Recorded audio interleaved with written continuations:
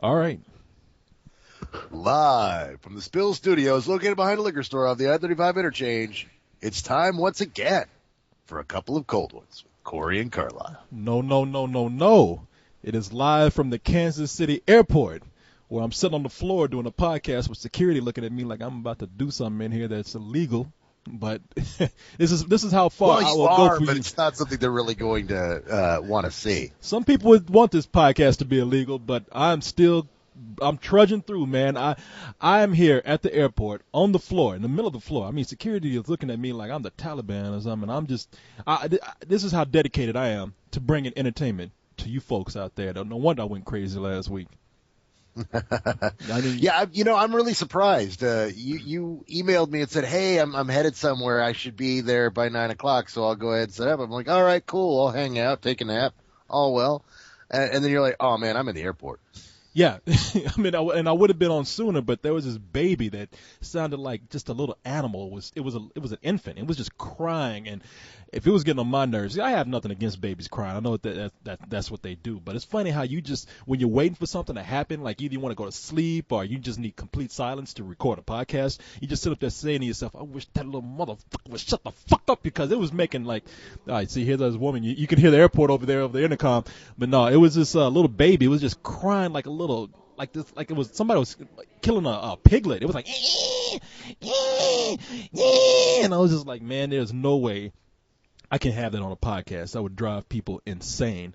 So I just waited a little bit, and baby finally went to sleep, and I had a tit put in his mouth or something, and I said, perfect. I might as well go in here and start recording while I got the chance. Nobody puts baby in the corner. No, but you say nobody puts tits in babies' mouths.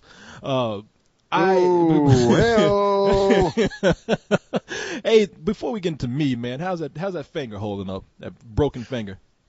It's doing all right. It's getting better. They've got me on this really slim bionic kind of plastic covering. We were joking around that I now have a bionic finger, so every time it goes up, it no. So with that middle finger, whenever you saw somebody fuck off and go like, we can rebuild it. We have the technology. We can make it better, stronger, faster. We have the capability to make the world's first bionic finger. He can say fuck you stronger. He can say fuck you faster. Fuck you.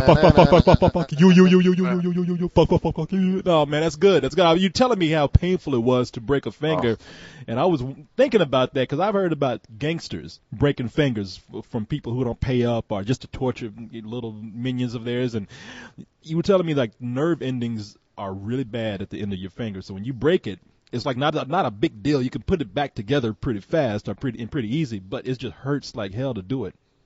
Yeah, there's so many nerve endings in the finger. It was the worst pain I've ever felt in my life. It was awful. I was literally jumping around, screaming obscenities at the top of my lungs. My wife was looking at me. It was literally like, I'm trying to tell her, I think my finger's broken. We need to go to the hospital. And she keeps interrupting me going, "Oh, baby, I'm sorry." Like, no, shut the fuck up. My finger is broke. We have to go to the hospital. It's the worst pain ever. I never swear at my wife. It was just like, oh my God, and she knew something was wrong because I was swearing at her, and she gave me that look like, "Oh motherfucker, you didn't just say that to me." I know she comes to the hospital. It better be broke. Or else she is gonna break something if it's not. Yeah. And then she was super fucking cool. In fact, she was amused because they gave me some really killer pain medication, and so I was pretty much just stoned the rest of the night. And she's just giggling and laughing at the crazy shit I was saying. Jesus, man, she better be pretty fucking cool. You broke a finger. I mean, why would she not be cool? Because I swore at her.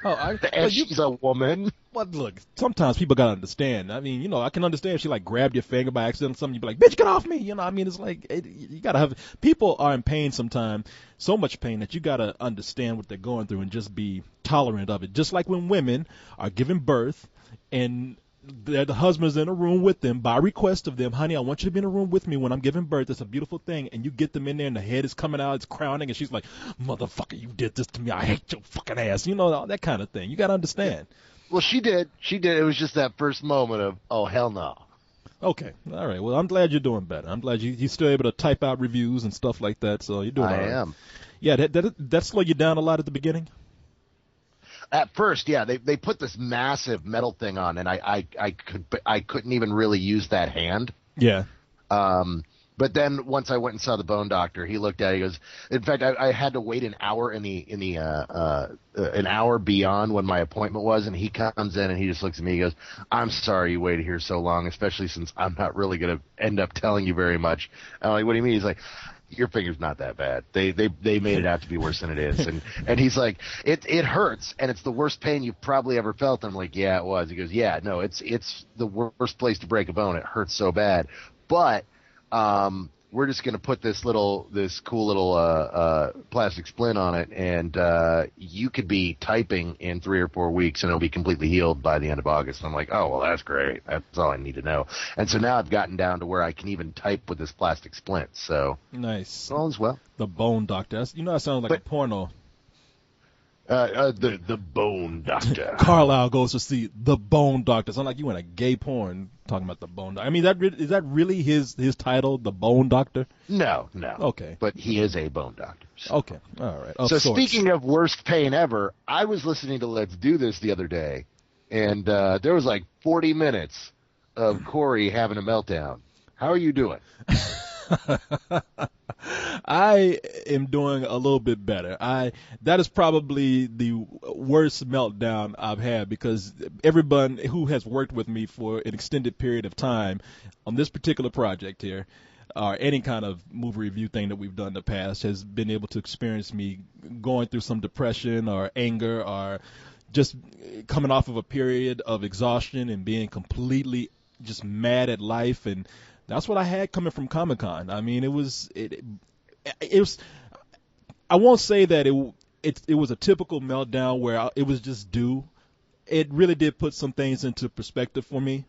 It really did make me think about my life in general, where it's going, where do I want to proceed from this point on, career-wise and with my life.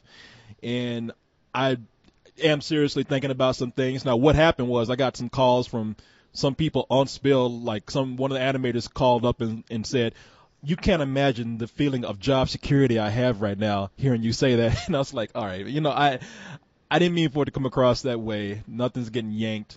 I don't even think that if I left, it's something that Hollywood.com would not try to figure out a way around. But it really did make me think about all the stuff we've talked about before, all the problems on the site.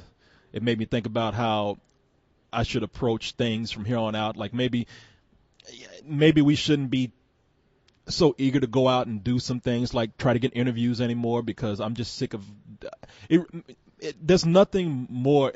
It's almost nauseating hearing two people beside you at a red carpet, because I never do red carpets, first of all, when we're in town. I never do that. No. But at Comic-Con, I thought, like, last year was all right. I got my feet wet doing it, and I felt like, all right, you know what? It might be something that I could work to our advantage this year. And it actually got worse. And before it even started, hearing two people beside me ask celebrities who were going down the line saying, "How's your Comic-Con?" And those celebrities just giving the same answers. It just made me think, I can't be here. For some people, that's great. People have a great time putting those kind of packages together. That's hell for me. I can't do it, man. So it made me think about that. Made me think, man, I thought about all shit like that. Just makes you really think about your life as if you're dying and you are having your life flash before your eyes. I really thought about all the embarrassing things I've done in my life. I thought about all the struggling I've done in my life, and do I still want to struggle that hard for certain things? And at this point right now, I'm telling myself no, and I either have to rework what I'm doing right now to fit that emerging attitude, or I'm going to have to find something else. I don't know. I mean, I'm definitely not looking, as I said in the last podcast, I'm not looking this blessing as something I should take advantage of, it, because I really do see it like that. I'm really grateful for what we have, for what we all have. But when you start to grow, and as you get older, you start to realize that if your career isn't growing with you, then you need to figure out something before you really do go crazy one day and start becoming either bitter or have life pass you by on some of the things that you really want to do. Hate to be serious again, people, but that's what it was all about. Well, it sounds like you're going through what I went through several years ago. And I was listening to you, and I was listening to co-host talk you down from the tower, and and that was a beautiful thing to listen to. It was also beautiful to hear him forget me. That was kind of awesome. It's like, oh, there's like a fifth one, isn't there? There's like a fifth member. Yeah. Thanks a lot, co-host. Yeah, Carlisle. If it makes you feel any better, he's done that with Cyrus and Leon. I just have to bust his balls a tad bit for that. Now that we're through that portion of the show, what you were going through is, I mean, come on. I mean, you know, I've been doing this for a long time too. Oh, yeah. And I never do interviews. I definitely don't do any kind of panels or sitting down and doing the round tables. I don't do any of that. I don't go on trips. I don't do set visits. I don't do any of that stuff. And people, you know, often ask me, why don't you do it? And my answer is, look, there are tons of guys who are doing it. They love doing it. They're good at doing it. I don't enjoy it. And personally, I've found the things that make me happy in this career that I do and that I do well. And so that's what I've done. And you're finding that you're not enjoying those aspects.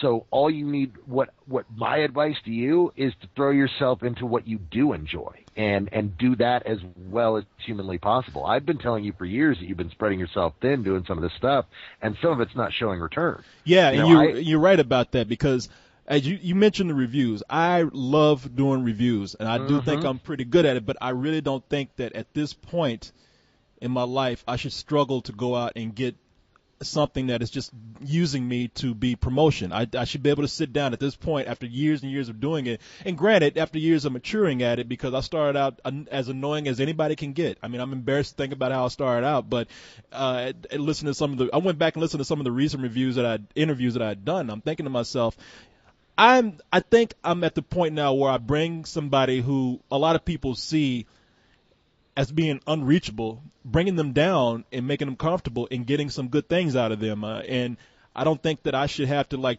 be used as a tool anymore as promotion. I think I should be able to actually be able to help people promote their movie, which I understand. I don't mind doing it, but at the same time, be able to talk to these people like they're human beings. I don't want to get a regurgitated, vomited out answer that they give to everybody else, because I feel like I'm better than that. That's just how I feel.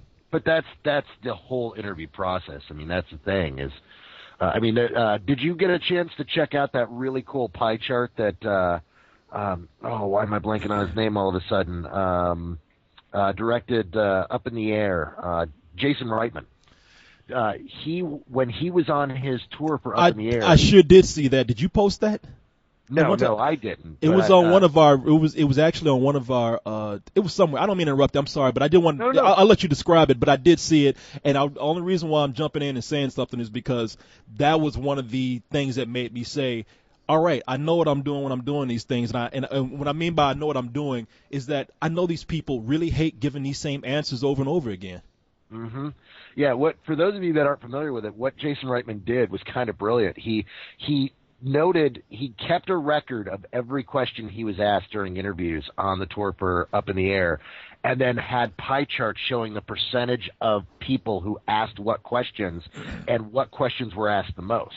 The number one question was, what's it like to work with George Clooney? And he was asked that like 114 times. And when you think about that, in context for the career, of course, it would make sense to ask that question. But then when you think about it, ultimately, your audience is getting the exact same answers that everyone else is getting. And if you want to distinguish yourself, if you want to do something really special, not just distinguish yourself to Reitman, but distinguish yourself to your audience, you have to find something else. I was waiting on my ride and recording something. So do I need to clear the area right here? No. Okay, no, that's cool. That's cool. What you're hearing now, folks, is Corey Coleman getting kicked out of the airport. Yeah, I was recording something over the internet while I was waiting on someone. I figured somebody would come over here and tell me to go in a little bit, but it's cool. I got my ride coming up. I'll get my stuff together and leave. Thanks, man.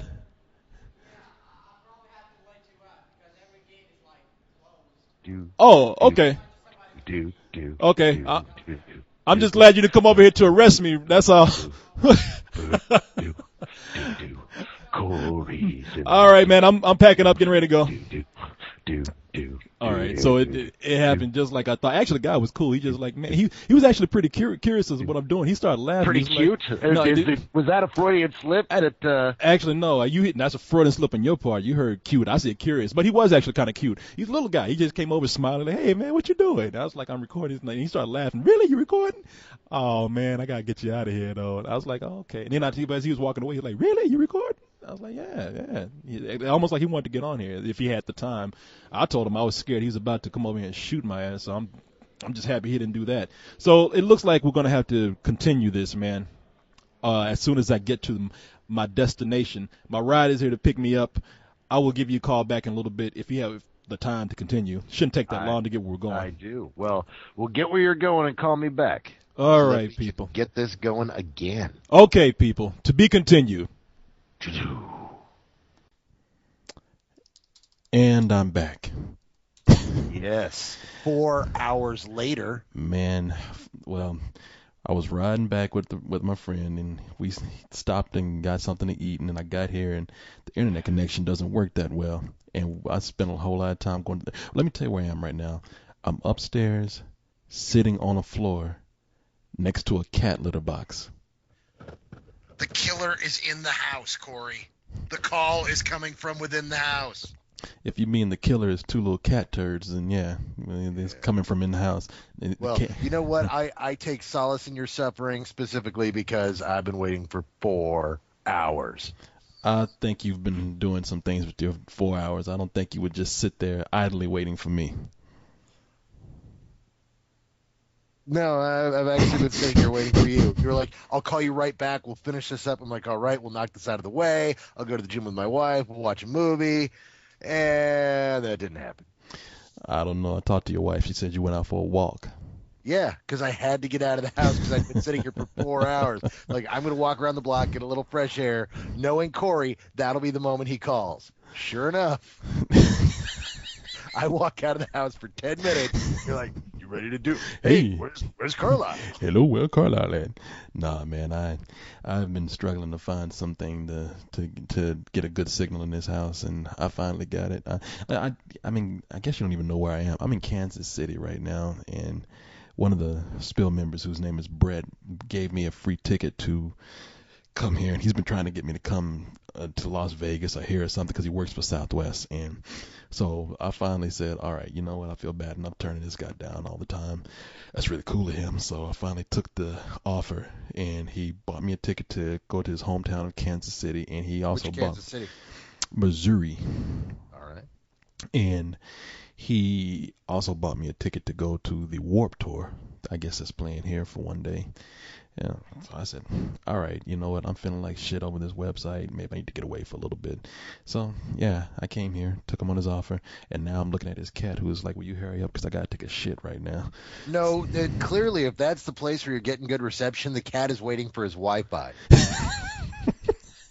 Hey, let's be honest. That is one wired cat.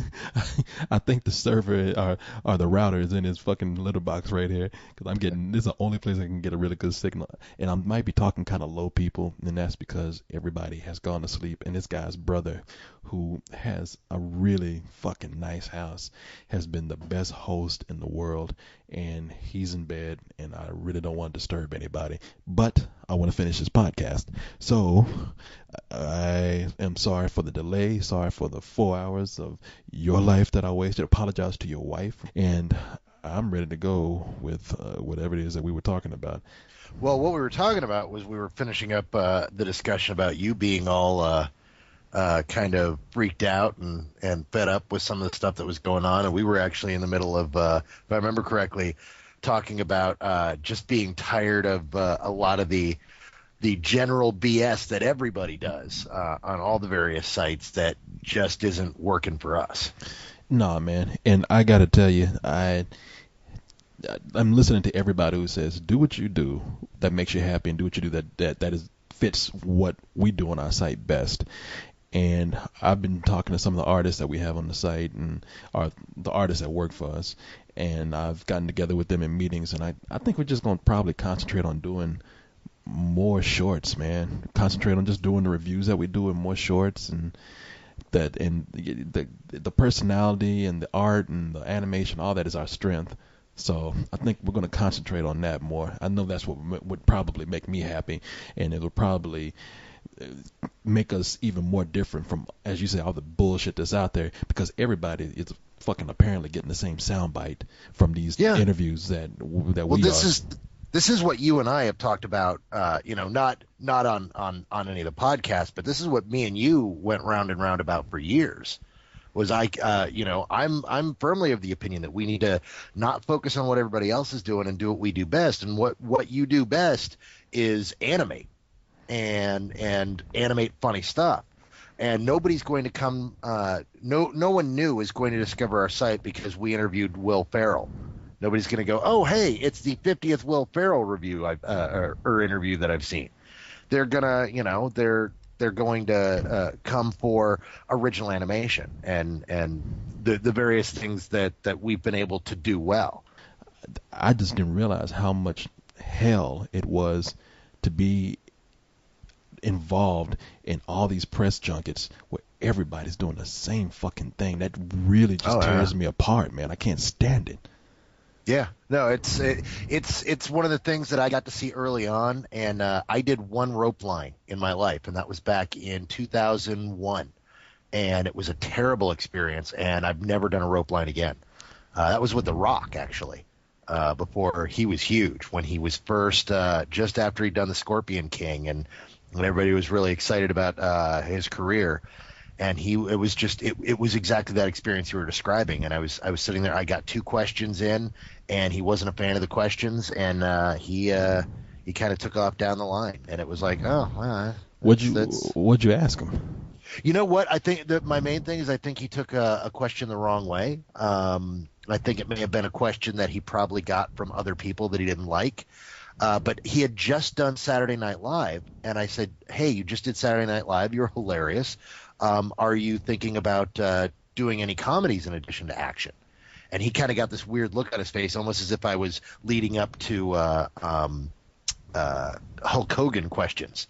Because if you remember, Hulk Hogan started doing various comedies like Suburban Commando and such like that. And he kind of gave me this kind of milquetoast dance around answer about, well, I got a lot of stuff on my plate right now. We're investigating a lot of avenues, although right now I'm really interested in action movies. And he just looked on and moved on away, and that was it. It's like, see, that's what kills me, man. They don't like to answer the same question over and over again, but they're not prepared to answer anything different. Yeah. And it throws them off. I heard everybody else ask the exact same questions. I was like, I'll be damned if I'm going to ask that question. And sure enough, that's, clearly what some people want. I mean, you look at some famous examples of that, and you see like Vin Diesel telling the same story on 12 different talk shows. Mm-hmm. Yeah. And that's kind of what you do. I mean, I can only imagine what it's like being flown around for 2 weeks and being asked the same questions over and over again and having to fill time. And knowing that I'm talking to a number of different audiences, and nobody's really going to notice if I tell the same question unless it shows up in Talk Soup. So, but I've always been of the opinion that these things aren't a big deal. That's why I've never gone to Comic-Con to cover it, because there's so many other people covering it, and they do such a great job doing it. It's already taken care of. All you're going to do is sit in and listen to panel with 50 other members of the press who are all immediately going to rush out afterwards to file their report on what was said. Yeah, it's fucking, I know you don't like Howard Stern, and I do, but one of the things that always bugged me about Howard Stern was he would send these people to the red carpet, and these people just fuck with these celebrities. Now, while I'm not of the opinion that I would never go out and fuck with celebrities like this, because even though we're talking about how they give the same stock answer over and over again, I understand why and why they have to do it. I mean, and it's not always their fault. They have to promote a movie. That's part of their job. And if we would even if they don't like the movie. Exactly. And I do understand. I feel bad for them sometimes. I mean, I don't feel sorry for them. They get paid millions of dollars to do it. But it's just like, man, I can understand how exhausting that is. has to do that. And I can understand being caught off guard, but at the same time, I think they get so caught off guard that they don't realize how they can come across as an asshole to the person that's trying to just ask them a sincerely different question. And I understand why Howard Stern would send these people out to fuck with these celebrities, because it is monotonous. I mean, it is comical how repetitious that is. Yeah. Yeah. So I definitely feel your frustration. I definitely understand what you went through at Comic-Con. I've heard that story a number of times over the years, not just at Comic-Con, but at other events. Things like Cannes. There's lots of complaints about people who cover Cannes. You know, there's a lot of events you go to where you have to dress up in a tuxedo. And then you sit down and watch this movie in a tuxedo, and then it's a piece of shit. But everyone else stands up and gives it a standing ovation, and you have to stand up and and do the standing ovation for a movie that was terrible, and you're all dressed up for it, and it's just kind of embarrassing, and there are people who just don't dig it, and they never want to do it again. And Sundance, I hear a lot about that as well. And one of the things on top of that is the one thing that Comic-Con has going for it is that it's actually a release of news that a certain segment of the population is really excited about. But since several of the larger sites already have inroads to, you know, the kind of the people who are showing up there, the studios and behind the scenes at the con, they're getting all the really great exclusives, and everybody else is getting the scraps that's just being told to Yeah, exactly. That's a key word there. Getting the scraps. We'll get there. I come to you from the future, Corey. It's all going to be okay. Well, with that said, let's do something that does make me happy, and I think makes you happy too. The top 5, brought to you by Spill. Smells good already. Oh, yeah. Can't wait to take a slice of that top 5. So, you know, I really was perplexed by this. Well, not by this week's top 5, but thinking back to what would happen when it actually finally came together, because we've had some movies out there that none of them were considered to be big films, none of them were really tracking that well, and I didn't know which one would actually be the top film. If you understand what I'm saying here. I do, except I have not even looked at the list. I am going to be surprised with you, Corey. Okay, well then let's start out with number 5, and this is what got me. Now, by no means did I think that Cats and Dogs, The Revenge of Kitty Galore, was going to be a number 1 film, but I thought because it was a kids film, it would debut higher than number 5 where it is now, with only $12.5 million. That's not very good for a movie like this, but the movie, it's a sequel to a movie that came out 9 years ago. I mean, I don't know. Was it 9? Yeah, 2001. That's what I said when we were talking about it. See, I remember covering that, and I covered that for Ain't It Cool News, but I couldn't remember when I covered that. Wow, you're right. It is. Jesus.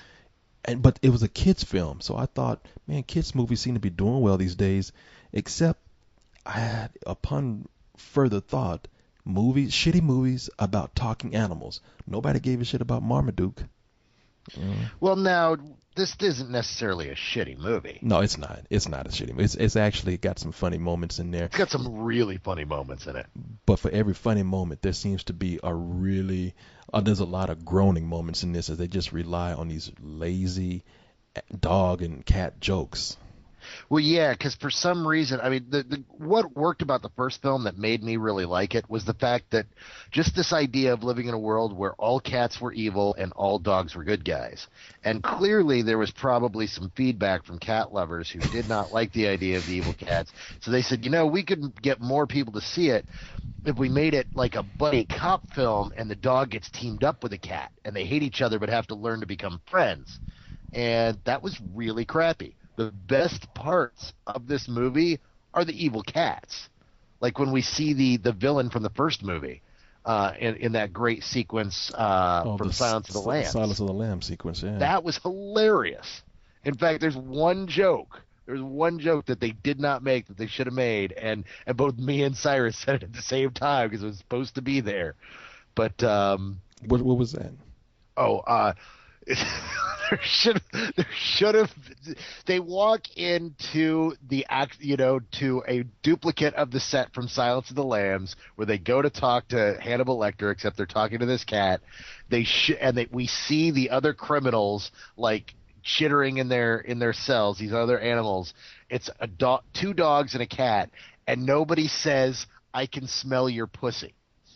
Now you know that they're not gonna do that in that movie. Now stop it. That would have been awesome. It should have been there.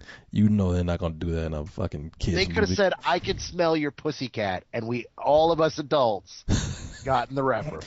Okay, put the cat at the end. I accept that. Yeah, Yes. see, that's all I needed. Like, "I can smell your pussycat." The rest of us would go, "Ah, I see what you did there. That was clever." But no, they didn't do that. No, but aside from that sequence was funny. There were a couple of really good jokes. That opening sequence, the credit sequence, was beautiful. It was such a great riff.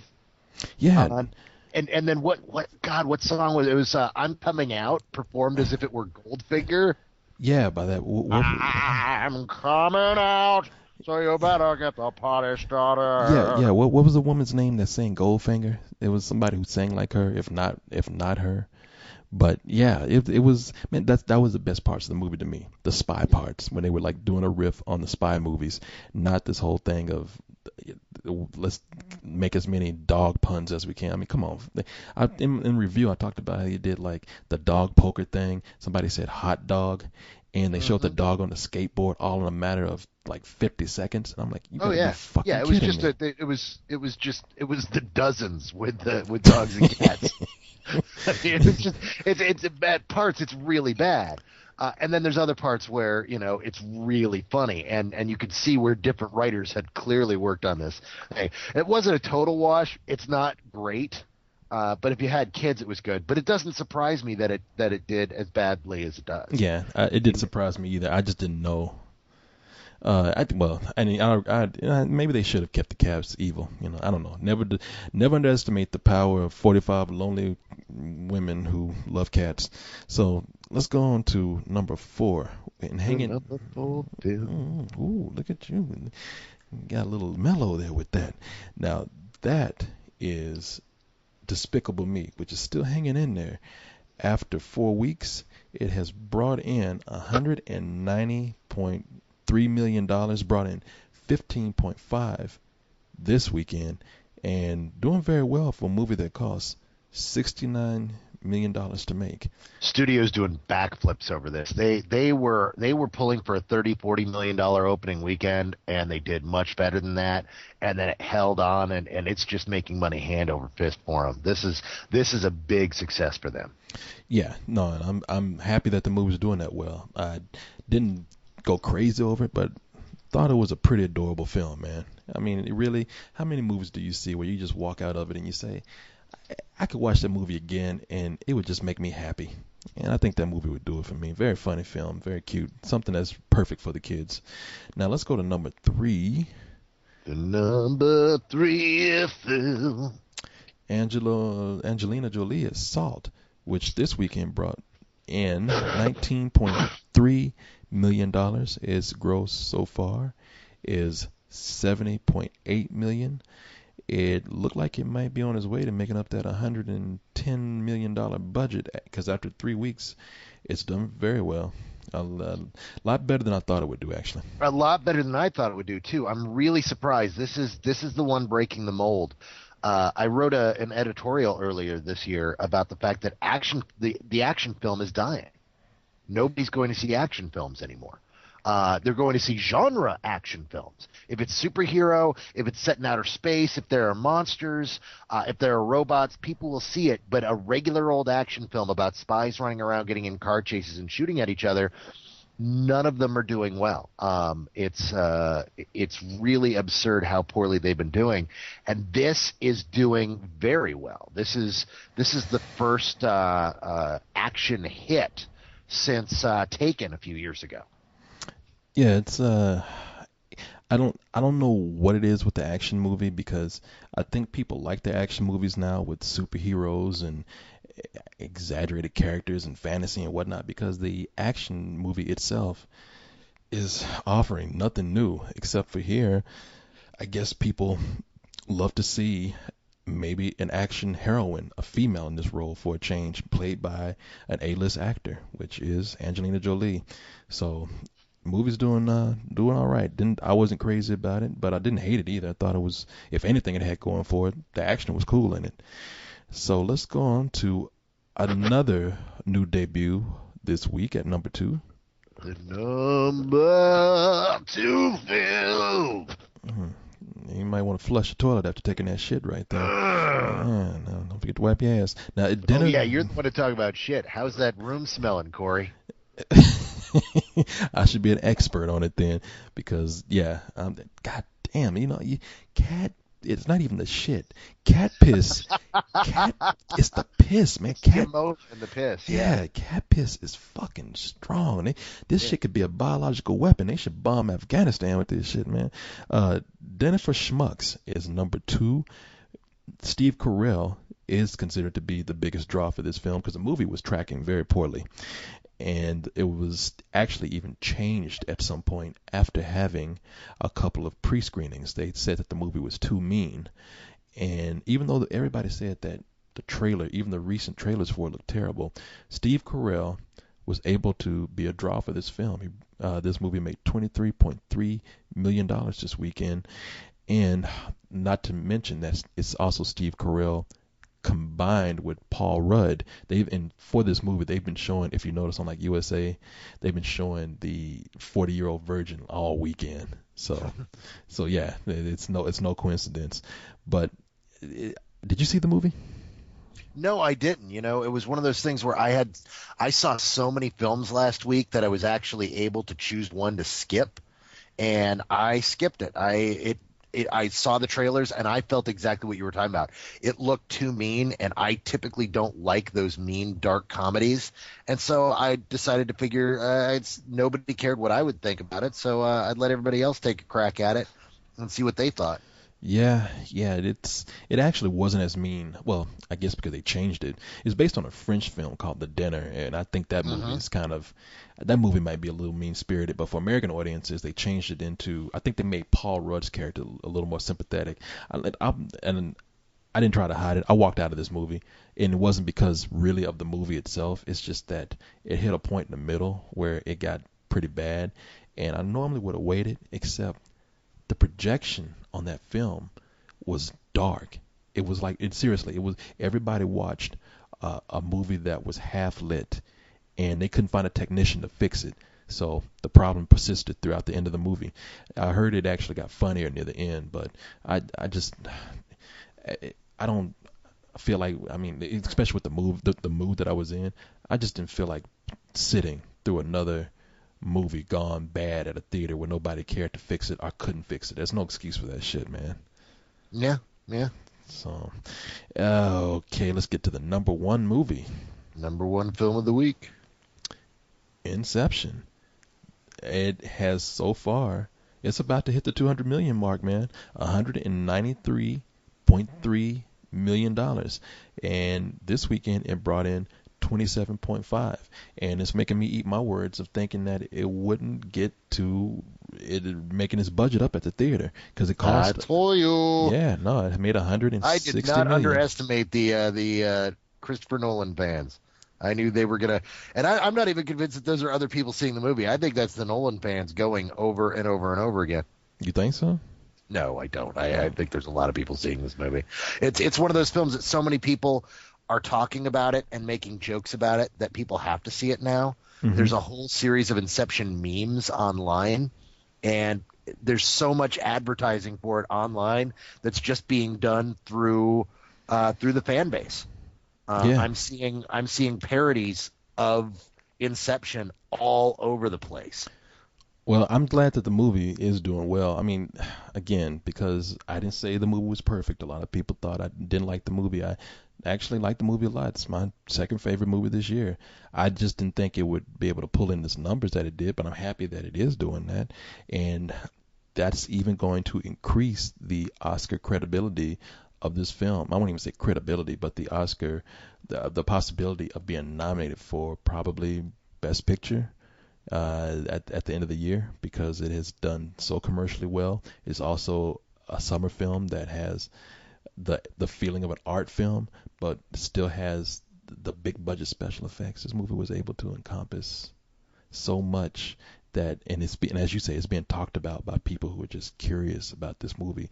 That yeah, I think it's going to be one of those films that's going to be talked about a lot during Oscar time. So there you go, throwing all you Nolan fans out there that compliment, so you can get the fuck off my back. And another movie that opened up this week that did not open up in the top 5 is Charlie St. Cloud. Zac Efron still not being able to pull them in as people thought he would at the theater with his new direction in his career. And I like Zac Efron. He just has not been able to pick that project that really appeals to anyone really yet. Well, where did this place?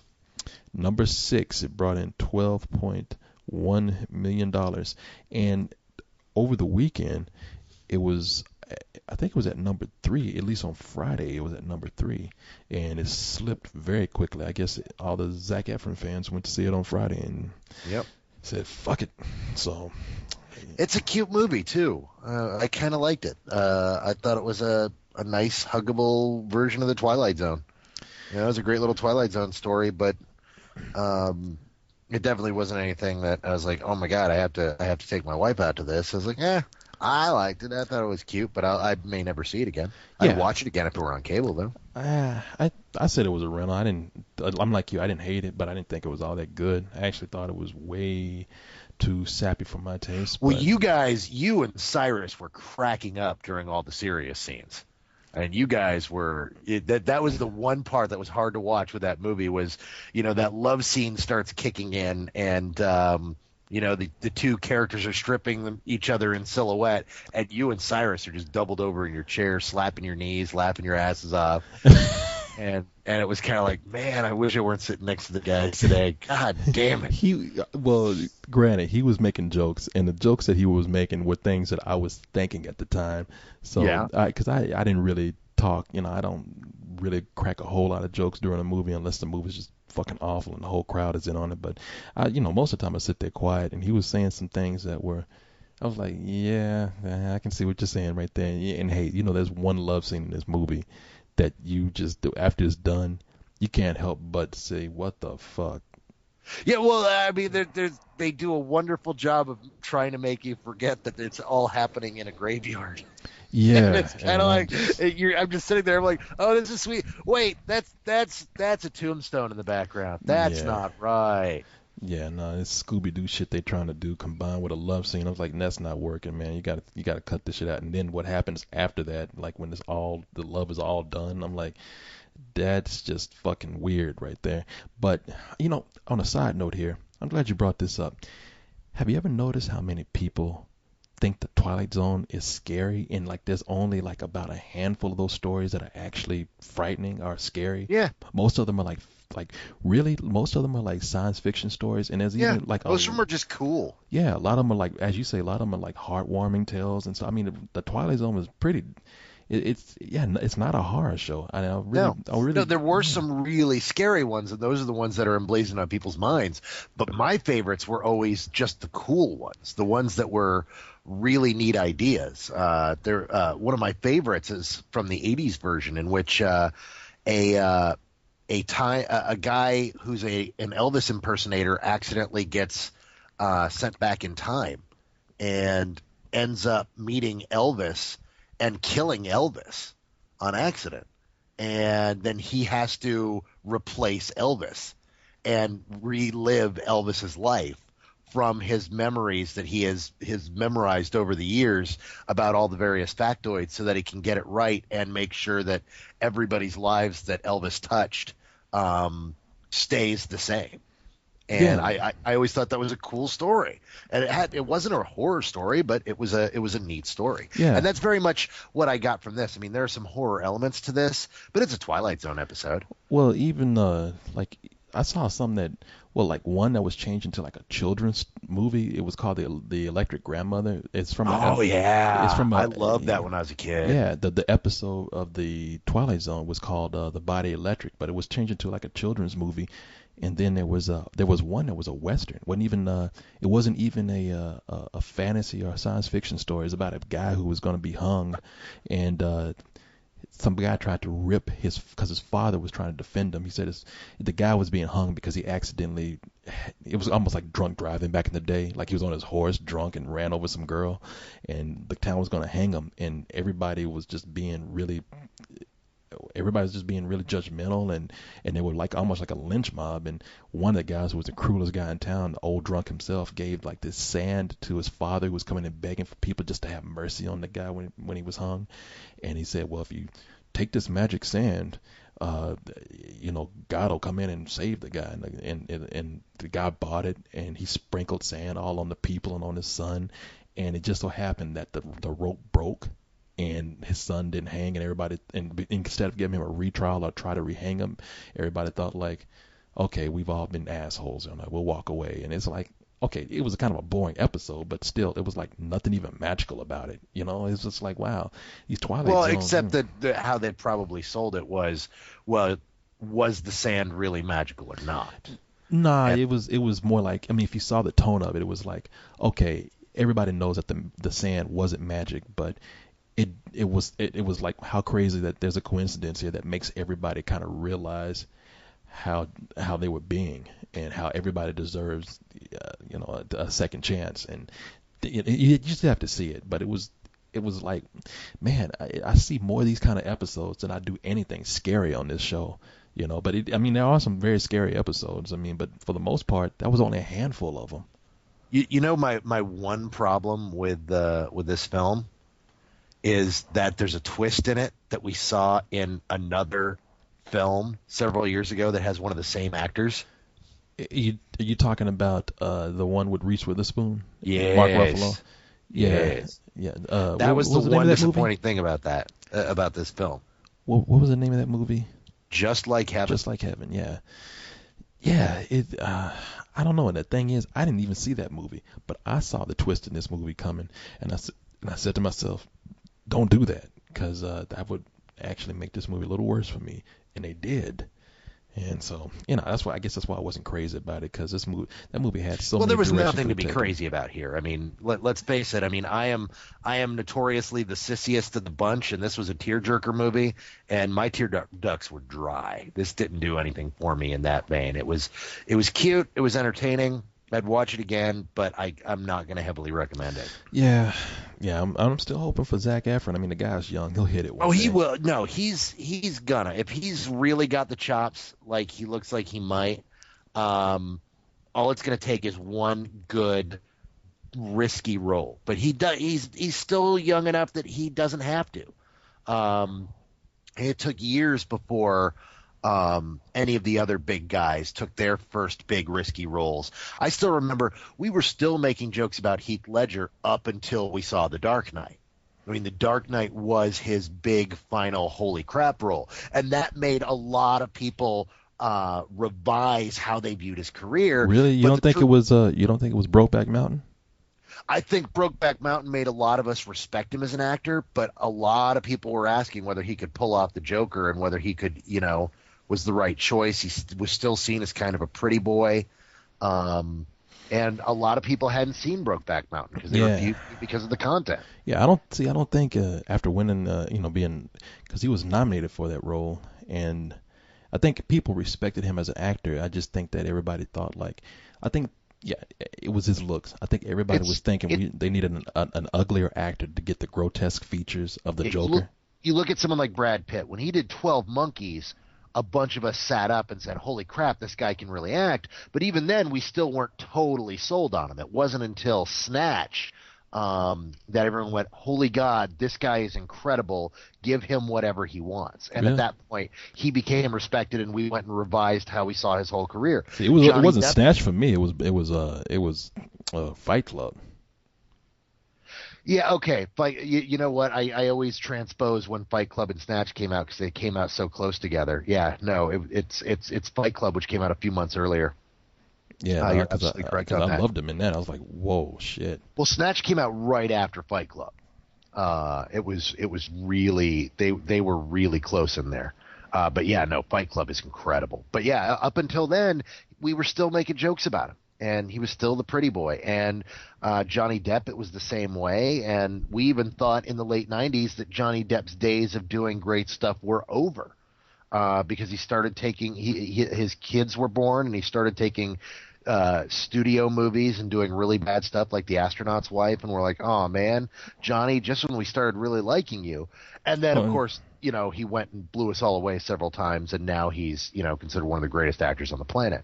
Same with Leonardo DiCaprio. He had the same kind of kiddie career. He did What's Eating Gilbert Grape, but then did a series of just kind of milquetoast stuff that nobody bothered to see or didn't do well. And then he started doing he did Shakespeare and Titanic, and we were kind of like, oh, is this, who is this 14-year-old?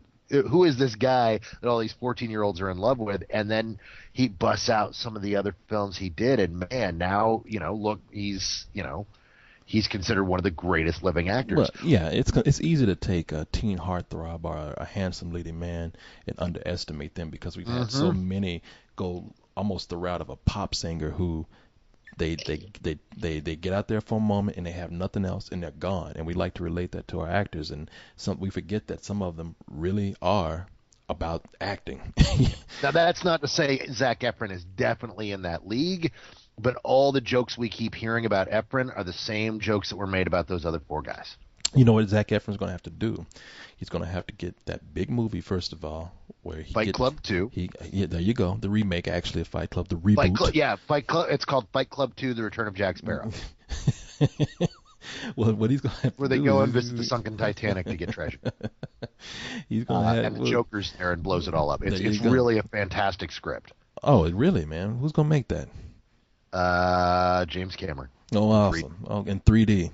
And they're all going to be 7 feet tall and blue. No, what he needs to do is those are my balls. I wouldn't know.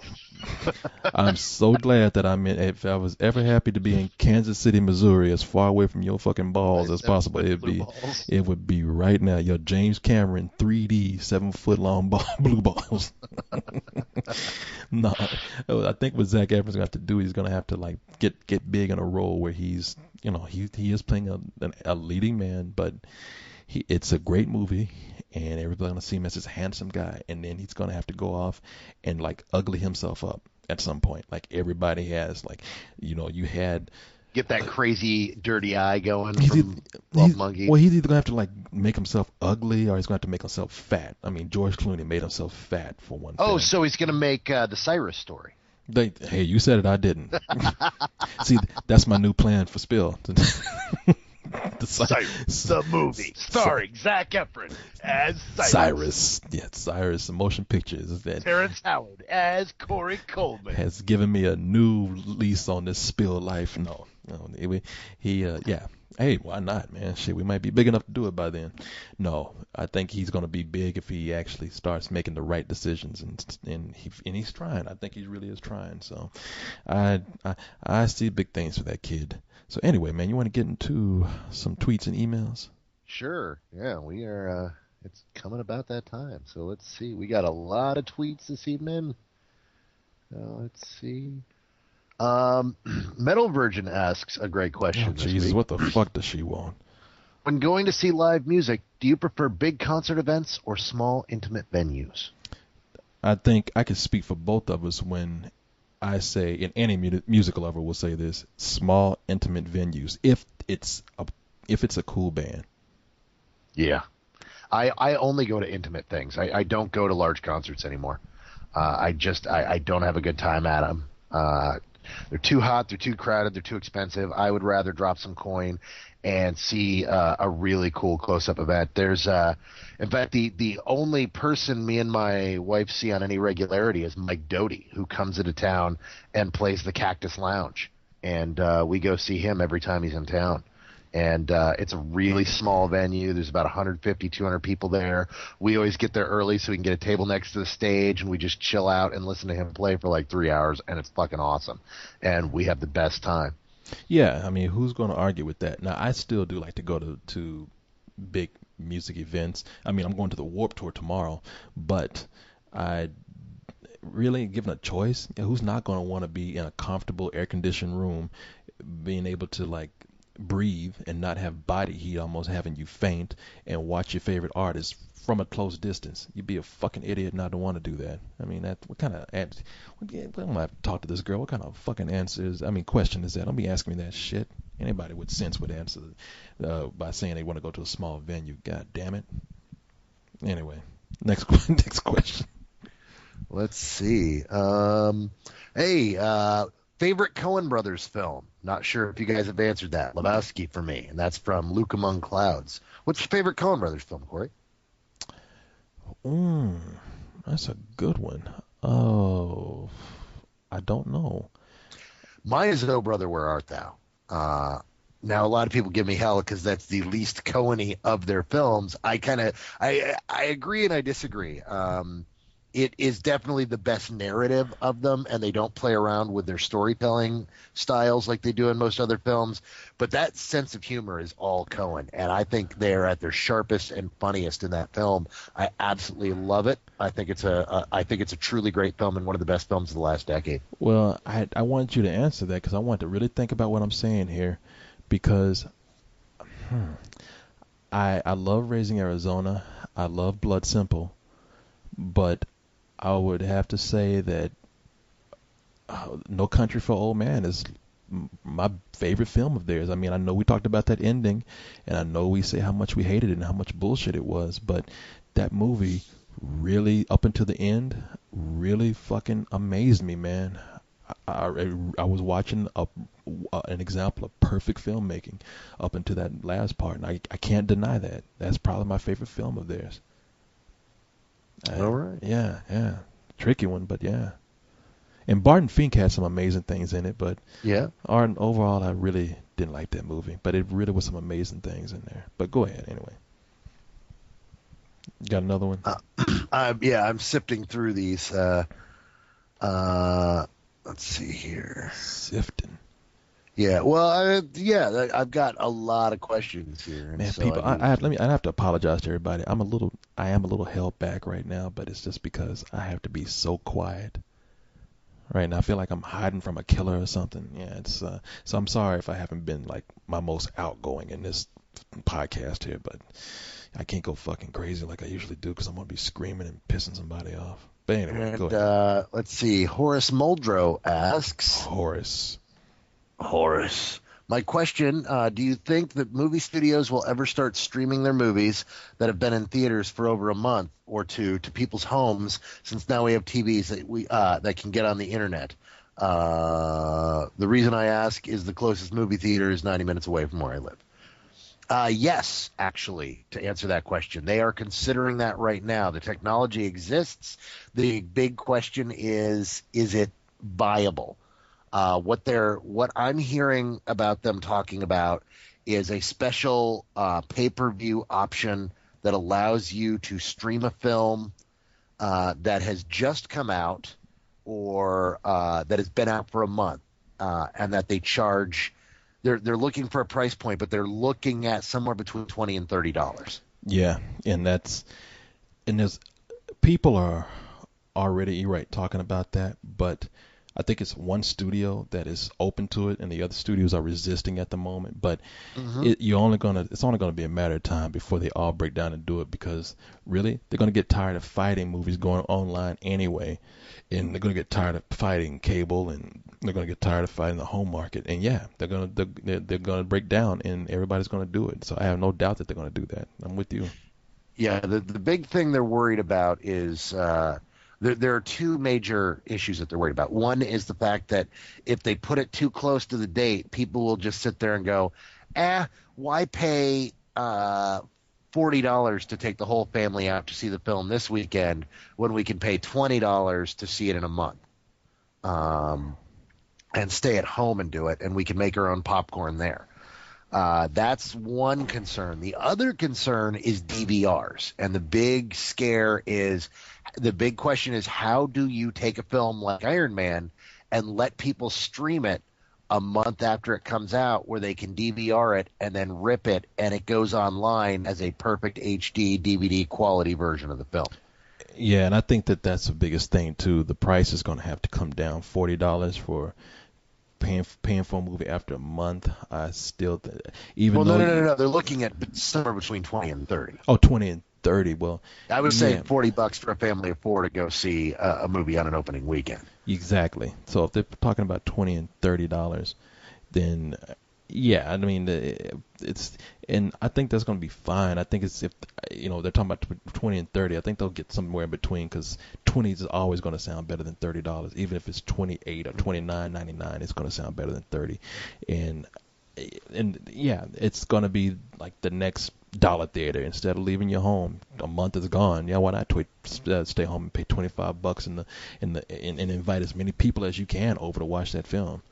If you so choose to do so, or you can just sit the family at home and enjoy your own meal and your own couch and all that kind of stuff. The benefits are there, and I think you're going to see more options opening up outside of just streaming it at home after a month. You're going to have so many other things happening. So anyway, yeah, I agree with you. Okay. And one final question. I'm going to have to mention this, and I'll mention it in passing because half these questions are about this. And we didn't get to talk about it last week because we didn't have a couple of cold ones last week because Corey was just getting back from Comic-Con. But yeah, me and Kevin Smith. Oh yeah. Yeah, Kevin Smith hates my ass. There's not really much to say. I'm not really Well, making a big deal out of it. why don't you tell people what happened first of all Well, with that? the basic gist of it is just that Kevin Smith, he didn't like an article I wrote on Film.com, and he took umbrage with the use of the word irrelevant, which was in there twice. Now, granted, I referred to him at one point as having taken his last few steps towards irrelevance, and saying that as a result of the his actions after Cop Out and the things he had said, that what he had to say now was being considered mostly irrelevant, and he got really upset about that, and so he ripped into me on Twitter in a big way, and I responded as politely as I could, and I wrote an article this week for Hollywood called it's called "How to Win an Internet PR Fight," and it's essentially my feelings on these kinds of things. There is no reason. Nobody ever wins these things, and that's the big point that I make in the piece, and how I feel that going head to head with someone else in the industry, you both look like assholes, and so I can't get into a fight. It's just there's no reason for me to attack him. I wrote a piece about his career. He said his piece about what he felt on me, and that was that. And I would urge you, if you're interested in reading my full feelings on it, to go check out my counterpoint piece on Hollywood.com. But aside from that, I mean, it was one of those crappy things. On the bright side, my Hollywood piece then got retweeted by Roger Ebert, who really liked the piece. So that was, it's like, hey, one person on the internet hates me, but one person likes me. So I was really happy about that. So that's all there really is to say. It was just an ugly afternoon that I don't want to relive. Yeah, it didn't make any sense either, so. Did you by any chance read it? Yeah, and I agree that. Well, first of all, Kevin Smith is somebody that I've said for a long time. I don't know him. I think he's a great speaker. The guy makes me laugh. Kevin Smith, the person. But for years, I've been saying that these movies are, to me, a little bit overrated. He's been talented enough to build a very supportive and what would you call a very supportive and a very God damn it, what's the word I'm looking for here? I have no idea. I'll get it, and it's a very simple fucking word too. It's just late right now. Damn it. Dedicated fan bases, so yeah, and I think that out of that dedication, that blind dedication to him, that a lot of people have been seeing this is me saying I respect Kevin Smith as a very intelligent person, that I think he has not grown in his films. This is my personal feelings, and I would love to see him just get out of the humor that he's been doing for years, which I think he's actually above. I mean, everybody does toilet humor, everybody does nasty humor. I don't mind that. I'm not saying that this should never be done, but they just start to repeat themselves, and I think it's like this audience that has really hurt him because they've just accepted everything he's done, not required that he do any kind of growing or maturing with his filmmaking. And now that people are starting to, especially with the recent release of Cop Out, people are starting to see that Kevin Smith, yeah, his movies really have not gone that far over the years. He has felt like people have turned their backs on him, and I think that's why he's lashing out as strong as he is. It comes from an area of people used to love me, and now they don't, and I've never had to defend myself like this before. And it's a rude awakening when somebody has to do that, and it comes out kind of strong. And Kevin Smith is smart enough not to get caught up in these sort of internet back and forth battles with people. I just think that finally, out of desperation, because he didn't know how to react, because people all these years have been kissing his ass, that's why he responded as strongly as he did. And it got ridiculous when somebody, and this is my biggest pet peeve with that article, because it's a pet peeve of mine in general, when somebody is criticized and they come back and tell somebody, well, what have you done? It's like, don't even go that route, man. That's a cop out. Nobody has to make a film to criticize your career. I mean, so you're saying, like, when audiences were going to your movies and enjoying them, that you didn't have anything to say about them then. Oh, well, how can you enjoy my movie if you're not a filmmaker? No, you were fine with that. All of a sudden, some guy on the internet is talking about you in a negative, what you perceive a negative way, and all of a sudden you want to question him, like, oh, he should go out and make a movie and to be able to judge you. That's bullshit. And it really bugged me when he said that. So, well, I still love Kevin Smith. I do too. I do too. I just don't. Again, I just think that was an unnecessary way to handle that situation. And I don't really have any email. I mean, I think I have something I could sift through, but I'm not going to do it. Well, with the 20 minutes we recorded before, we're at an hour and 20 minutes, my man. Well, then let's get on out of here. Let's roll. All right. Good evening, people. Good night. Good night.